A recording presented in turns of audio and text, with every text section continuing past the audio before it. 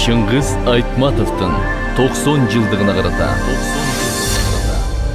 улуу ойчул Чыңгыз Айтматовдун чыгармаларын канчалык кайталап окуган сайын уламдан улам жаңы ойлордун өңүтүнө жетелейт.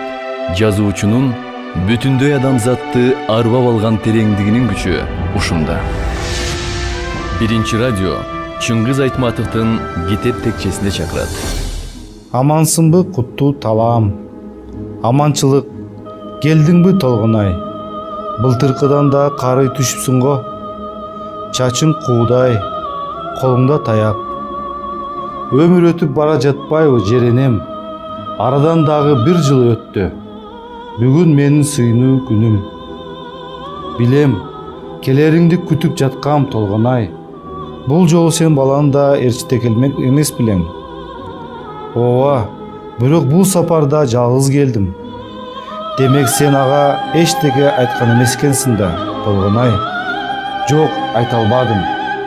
Айтор эртеби кечпи акыры бир күнү алугат да, толгунай. Элдин арасында оозу бош бирөө жарым жок дейсиңби? Аның чын. Эртеби кечпи акыры бир күнү билет. Аркы теркини түшүнө тургандай чоңоюп да калды өзү.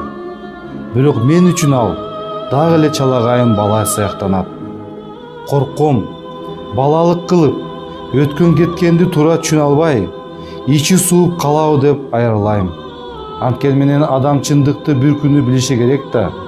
Мен билген чындыкты, сырдашым, касиеттүү жер, сен билген чындыкты, элдин баары билген чындыкты азырынча жалгыз ал гана билбейт.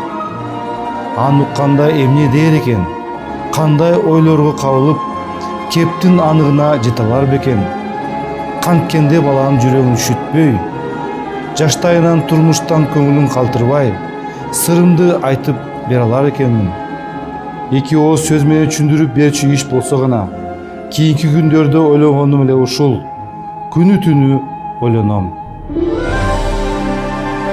Чыңгыз Айтматовдун 90 жылдыгына карата